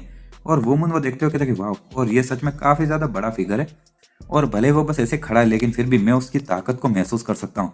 और हम देखते हैं इसके 1 घंटे के बाद में वहाँ पर एक आदमी आता और कहता है ओह, और काफ़ी ज़्यादा समय हो चुका है, नहीं तुम छोटे बच्चे। और तभी दूसरे लोग कहते फाइनली जियोंग वांग वहाँ पर आ चुका है। और मुझे यकीन नहीं होता है कि उसने हमारे स्पेयर डीमन को 1 घंटे तक इंतजार कराया। और लेकिन आखिर वो इतना ज़्यादा नौजवान कैसे दिखता है 100 साल से भी ज़्यादा का होने के बाद भी। और ये वुमन से मिला हुआ वही दोस्त होता है। और दूसरे लोग कहते क्या ही हो सकता है कि जब तुम एक एब्सोल्यूट ऊंचाई तक पहुंच जाओ तो उम्र से कुछ फर्क नहीं पड़ता है। और वुमन कहता है 1 मिनट, और ये बिना नाम वाला ट्रेवलर, और नहीं इसको मुझे जियोंग वांग बुलाना चाहिए नहीं। लेकिन इतनी ज़्यादा खतरनाक सिचुएशन में भी वो इतना ज़्यादा ऐसे मुस्कुरा कैसे सकता है। और जियोंग वांग कहता है कि ओह तो तुम यहाँ पर हो छोटे भाई। और वो अपनी ची का इस्तेमाल करके बात कर रहा होता है। और वो कहता है कि ये बहुत ही ज़्यादा अच्छी अपॉर्चुनिटी, तो पक्का करना कि तुम अच्छे से देखो। और सबसे मेन चीज़ जो है वो तुम्हें ये देखना होगा कि जो दूरी है और ब्रेथ, मतलब कि मैं सांस किस तरह से लेता हूँ। वो मन में सोचता है कि मैं जियोंग वांग की आवाज़ को अपने दिमाग के अंदर सुन सकता हूँ, और क्या ये किसी तरह की टेक्निक है। और जियोंग वांग कहता है कि मैं वहाँ पर अपनी दूरी कम करने की कोशिश करूंगा, लेकिन स्पेयर डीमन वो मुझे काटने की कोशिश करेगा और मुझे दूर धकेलने की कोशिश करेगा। और अगर तुम हमारी लड़ाई को एकदम ध्यान से देखोगे तो ये तुम्हारे लिए काफ़ी ज़्यादा एजुकेशनल रहेगी। और वुमन कहता मैं समझ गया और थैंक यू। और इसी के साथ में हम देखते हैं कि जियोंग वांग कहता कि तो चलो, और क्या तो अब तुम तैयार हो। और नूब कही के, और स्पेयर डीमन कुछ नहीं बोलता। और इसी के साथ हमारा ये चैप्टर भी स्पेयर डीमन कहता है कि अब मैं कोई नूब नहीं रहा, और मैंने वो सारी चीज़ें हासिल कर ली जो कि आपने मुझसे कहा था, ताकि मैं इससे पहले कि आपसे लड़ने आऊँ। और मैं एब्सोल्यूट ऊंचाई तक पहुंच चुका, और मेरा जो फेम है और मेरी जो पॉपुलैरिटी है वो आपसे बिल्कुल भी कम नहीं इस शहर में। और हम देखते हैं कि वो जंग वांग एक फ्लैशबैक याद करता है जहाँ पर कि उसने जब स्पेयर डीमन को हरा दिया होता है जब वो नौजवान होता है। और वो कहता है कि हाँ, और क्या तुम्हारी पागलपंती अभी तक बदली नहीं है, और तुम एक बहुत ही ज़्यादा एक समय पर बहुत ही गुस्सेल हैजोग जैसे थे जो कि किसी को भी मारने के लिए तैयार थे। और स्पेयर डीमन कहता है कि जंग वांग, और मैं अभी और भी लड़ सकता हूँ। और जंग वांग कहता है कि अगर तुम मुझसे वापस लड़ना चाहते हो तो सबसे पहले तुम्हें एब्सोल्यूट ऊंचाई तक पहुंचना होगा और इतना फेमस होना होगा जितना मैं हूँ, और फिर तुम मुझसे लड़ने आ सकते हो। और अगर मैं इस लड़ाई को और लड़ूंगा तो मैं तुम्हारे जैसे सेम लेवल पर नहीं आ जाऊंगा। और इसी के साथ में वो स्पेयर डीमन कुछ नहीं बोलता और कहता कि रुक जाओ यार। और आगे हम अभी का सीन देखते हैं जहाँ पर कि जंग वांग कहता है कि चलो देखते हैं, और क्या अब ऑलमोस्ट 30 साल हो चुके हैं और लगता है कि तुमने बहुत सारे ट्रायल्स और मुश्किलों का सामना किया है, और मैं देख सकता हूँ कि अब तुम पहले से काफ़ी ज़्यादा एक अच्छे इंसान बन चुके हो जिसको मैं पहले जानता था उससे। और स्पेयर डीमन कहता कि हाँ, ये 30 साल हो चुके हैं और अब 20 साल हो चुके जब आपको टेम्पररी रिटायर होना पड़ा था, जो कि हमारे बीच में जो चीज़ें हुई थी उसके कारण। और जंग हुआंग कहता कि तुम उस इंसिडेंट के बारे में तो बात करने की कोशिश भी मत करना मेरे सामने।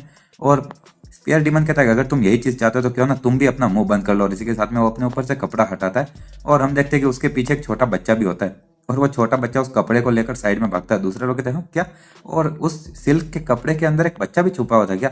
और वो बच्चा उस भीड़ में जाकर बीच में आ जाता है और सारी भीड़ साइड में खड़ी हो जाती है। फिर वो बच्चा एक भाले जैसी चीज़ को लेकर वहाँ पर खड़ा हो जाता है और उसके अंदर वो कपड़ा भी लटका देता है झंडे की तरह। और दूसरे सभी लोग वो देख रहे होते हैं और वो मन में सोचता आखिर ये बच्चा कौन है। और स्पेयर डीमन कहता कि वो मेरा बेटा है और तुम उसके सिर के एक बाल को छूने की भी कोशिश मत करना कोई भी।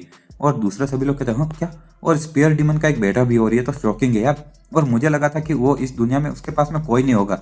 और तभी सभी लोगों के दिमाग में एक आवाज़ आती है कि ध्यान से, और कोई भी उस बच्चे पर एक उंगली भी नहीं लगाना चाहिए। और सभी लोग बहुत ज़्यादा डर जाते। जियोंग हुआंग कहता कि ओए, और आखिर तुम्हारे पास में इतना समय कब आ गया कि तुमने ऐसा बच्चा बना लिया। और लगता है कि जो कहावत कही जाती है वो सच है नहीं, और एक अच्छा चेहरा बहुत ही ज़्यादा बुरे दिल को भी छुपा के रख सकता है। स्पेयर डीमन कहता चलो बात करना बंद करते और लड़ते हैं। तो जियोंग हुआंग भी कहता कि इंटरेस्टिंग चलो। और चलो शुरू करते हो। और तुम अभी भी ये मेरे लिए तो एक छोटे से पप्पी जैसे ही हो। और इसी के साथ में स्पेयर डीमन अपनी जगह से कूदता है। वुमन वो देखते हो कहता है चलो ये शुरू हो गया। और इसी के साथ में स्पेयर डीमन अपना भाला नीचे फेंकता है। तो वो भाला जब वहां पर स्टेज के टकराता है तो स्टेज के नीचे दरार आ जाती है। और जंग वांग अपनी जगह से कूदता है और कहता है कि तुम कुछ शुरुआत में ज्यादा ताकत नहीं लगा दे रहे हो। और तभी स्पेयर डीमन वापस अपना भाला निकालता है और ऊपर की तरह कुछ वार करता है। जंग वांग कहता है कि 1 मिनट, और तुम अपनी की का इस्तेमाल शुरू से ही करने वाले हो, हाँ? और चलो तो मुझे लगता है मुझे भी अभी एक असली का शुरुआत कर देनी चाहिए, नहीं? और वो अपनी हथेली सामने लाता है और एक वार करता है और जैसे एक बहुत बड़ा सा हाथ बन जाता है। और इसी के साथ में दूसरे लोग देखते हो कि 1 मिनट, और उसने स्पेयर डीमन की चीख को बस अपने हाथ का इस्तेमाल करके रोक दिया। और ये लोग इंसान नहीं है यार, और ये बहुत ही ज्यादा इनक्रेडिबल अमाउंट में एनर्जी का इस्तेमाल कर रहे हैं। और इसी के साथ में हम देखते हैं कि वहां पर उन दोनों की ही लड़ाई हवा में चल रही होती है और उन दोनों की ही चीज टकराकर थोड़ी साइड में गिर रही होती है। और कुछ लोगों को वो लगती है और कहते हैं 1 मिनट, और उनकी एनर्जी के जो थोड़े से छींटे हैं वो यहाँ पर हर जगह पर उड़ रहे हैं यार, और सभी लोग यहाँ से भागो। और उन लोगों को चोट लगने लगती है। एक बुढ़ा आदमी कहता है सभी लोग यहाँ से भागो, और जब एक असली लड़ाई शुरू होगी तो ये और भी ज्यादा खतरनाक हो जाएगा। वो मन मन में सोचा क्या, तो तुम्हारा मतलब कि वो अभी तक अपनी ताकत को पूरा इस्तेमाल नहीं कर रहे, तो और उनकी एनर्जी इतनी ज्यादा दूर तक पहुंच रही है और यहाँ पर जो इतनी दूर खड़े वो लोग भी कांप रहे। स्पेयर डीमन कहता मैंने कहा था ना कि मैं अपनी पूरी ताकत का इस्तेमाल करने वाला हूँ, और क्या तुम बस यही कर सकते हो? और जंग वांग कहता कि मैं तो बस तुम्हारे साथ में मजाक कर रहा हूँ। और इसी के साथ में वो भी अपनी एनर्जी का इस्तेमाल करके एक वार करता है और स्पेयर डीमन अपना भाला सामने लाता है। और दूसरे लोग कहते 1 मिनट, और हम लोग अभी भी इनके सारे हमले को महसूस कर पा रहे हो सभी लोग ध्यान से। और वुमन अपनी आंखों में चीर डालते हुए कहता है कि ये अलग तरह की टीचिंग है जो कि मैंने पेंटिंग से सीखी, उससे बिल्कुल अलग। और उसने इतनी ज्यादा दूरी बस एक ही सांस में कवर कर ली। और हम देखते हैं कि वो उसको देखते हुए मन में सोचा कि वो अपनी सांस को रोक रहा है और बाद में अपनी दूरी को कम कर रहा है और वापस उनके बीच में आता है, और अब देखो वापस उसके पास में जा रहा है। और हम देखते हैं कि जंग वांग जब स्पेयर डीमन के पास में जाता है और वो मन कहता है उसने वापस अपनी सांस लेना रोक दिया, और ये अमेजिंग है और मैं इनकी एक भी मोमेंट को मिस नहीं करना चाहता हूँ। और हम देखते हैं कि जो स्पेयर डीमन और जंग वांग के बीच का खतरनाक सा लड़ाई थी, और वुमन ने जैसी उम्मीद की थी और चीजें बहुत ही ज्यादा वो बस देखकर ही सीख पा रहा था, और ये तो उसके दिमाग की बाउंड्री से भी ऊपर जा रही थी ये लड़ाई। और हम देखते हैं तभी भीड़ में एक इंसान चल के आ रहा होता है और दूसरे लोग कहते हैं सभी लोग साइड में हो जाओ। हम देखते हैं कि एक आदमी उसके टकराता है, और जिस आदमी ने जिसका चेहरा नहीं दिख रहा होता है, और वो टकला आदमी कहता है ओए इडियट हटो, और तुम बहुत दिमाग खराब कर रहे हो। और हम देखते हैं कि सामने वाला जो बंदा होता है वो कहता है कि मुझे गुस्सा मत दिलाओ और वरना तुम्हें मरना होगा। और वो टकला आदमी कहता है 1 मिनट रुको, और तुम तो वो वेनम किंग हो, नहीं? और दूसरे लोग कहते क्या क्या कहा तुमने? और वेनम किंग, और सच में ये वेनम किंग है। और आखिर ये बुरा इंसान यहाँ पर क्या कर रहा है? और जल्दी से यहाँ से भाग जाओ इससे पहले कि तुम इसके झांसे में आ जाओ। और वुमन भी वो देख रहा होता है और मन में सोचा आखिर ये क्या है, और आखिर उसने ऐसा क्या किया कि वो इतनी ज्यादा खतरनाक हालत में दिख रहा है। और हम देखते हैं कि सभी लोग भाग रहे होते हैं और उनके पीछे कुछ काली काली चीजें आ रही होती है, और वो लोग कहते हैं मेरी बॉडी मूव नहीं कर रही और मैं मरना नहीं चाहता, कोई मुझे बचाओ। और हम देखते हैं कि वो काली काली चीज में जितने भी लोग आ रहे हैं वो मर रहे होते हैं। और वो वेनम किंग कहता है कि मैं बिना मुसीबत किए जिंदा रहना चाहता था, लेकिन लगता है कि तुम जैसे कचरों के कारण मैं वो भी नहीं कर सकता। और हमें बताया जाता है कि ये डोकुक के अंदर पैदा हुआ बंदा था और इसने बहुत सारे गुनाह किए थे, और बाद में उसने शेचोंग के एक फैमिली के लीडर की बेटी को ऐसे बहका दिया था और बहुत सारे जहरीले आर्ट्स को सीखा था, और उसने एक अल्टीमेट हथियार को बनाया जिसका नाम था कि माउन। और इस तरह का ये इंसान था वेनम किंग। और इसी के साथ में हम देखते हैं कि जिनके भी वो काले काली चीज लगती थी वो लोग पिघलने लगते थे और बोलते कि हम बॉडी मूव नहीं कर पा रहे और कोई बचाओ। और वेनम किंग कहता है कि हाँ, और इन वॉरियर्स की लड़ाई को देखकर मुझे लगता है कि मेरे अंदर भी कोई चीज जाग चुकी है, और लगता है कि यही वो रास्ता है जो कि मेरे लिए है। और दूसरे लोग पिघलते जा रहे होते उस चीज के अंदर, और दूसरे लोग कहते आखिर वेनम किंग यहाँ पर क्या कर रहा है? और वेनम किंग कहता है सभी लोग भाग जाओ, और अगर तुम इसके अंदर पकड़े जाओगे तो तुम मरोगे। और अब सिचुएशन जब ऐसी हो चुकी है तो चलो देखते हैं कि मेरी ताकत कितनी आगे तक बढ़ सकती है, और क्या ये हो सकता है कि मैं स्पेयर डीमन और इस जोंग वांग को भी मार सकता हूँ, हाँ? और वुमन मन में सोचा आखिर ये क्या, और ये भोले लोगों को मार रहा है। और अब मुझे लगता है कि वो इंसानी जिंदगी को उसको कुछ फर्क नहीं पड़ता यार। और कुछ लोग भागते हुए कहते हैं कि जल्दी से भागो, और इसका ये श्राप बहुत ही तेजी से पीछे पड़ रहा है। और जब सभी लोग भाग रहे थे वुमन मन में सोचा अरे यार, और लोग खतरे में, और ये क्या कोई रास्ता नहीं जिससे हम सभी को बचा सकते? और जल्दी से सोचो संग वो मून। और तभी वो सोचा कि ओ हाँ, और वो हाथ की हथेली से खतरनाक सी हवा, और एक ऐसी हवा जो कि मैंने पेंटिंग का इस्तेमाल कर मैंने बनाने के बारे में सोचा था, और मुझे अपने दोनों ही हाथों के उस पेंटिंग की लाइन की तरह हवा इकट्ठी करनी होगी, और फिर मुझे अपने पाम का इस्तेमाल कर मतलब हथेली का इस्तेमाल कर एक हवा का झोंका फेंकना होगा जिससे वो सारा जहर पीछे हट जाए। और इसी के साथ में वो उस मूव का इस्तेमाल करता है, और सभी लोग भी कहते हैं 1 मिनट, आखिर ये ताकत और हवा और जितना भी ये जहरीला ये जो श्राप था ये भी एक जगह पर इकट्ठा हो रहा है।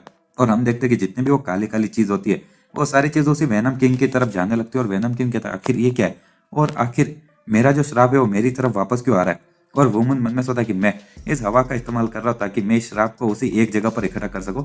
और वेनम किंग कहता अनबिलीवेबल और ये इम्पॉसिबल है, और कोई इस तरह से हवा का इस्तेमाल कैसे कर सकता है, और मुझे एक एंटीटोड की जरूरत है जल्दी। और लेकिन हम देखते हैं कि वुमन अभी भी हवा का इस्तेमाल किए ही जा रहा होता है, और वेनम किंग अपने ही जहर में धीरे धीरे पिघल के मर जाता है, और उसका जैसा कुछ एक सुराग भी नहीं बचता है। और सभी लोग देखते रह जाते। एक बंदा कहता आखिर क्या हुआ, और एक ताकतवर हवा आई थी जिससे कि वेनम किंग खुद ही उसके उस श्राप में कवर हो गया। और आखिर ये चीज किसने की। और वुमन कहता कि हो मैंने कर दिया यार। और दूसरे लोग कहते कि ये एक डिवाइन जस्टिस है और भगवान ने हमें बचा लिया, और भगवान ने इतनी ज्यादा ताकतवर हवा चलाई कि जिससे वो बेरहम कातिल मर गया। और लगता है कि यही इस रास्ते से, और हम लोग सच में लकी थे। और वुमन वहां पर कहता है कि हाँ, और वो मन में सोचता है कि ये अच्छा रहेगा कि मैं ये सारी चीजें शांति से जाने, तो ज्यादा फेमस होना भी ठीक नहीं है।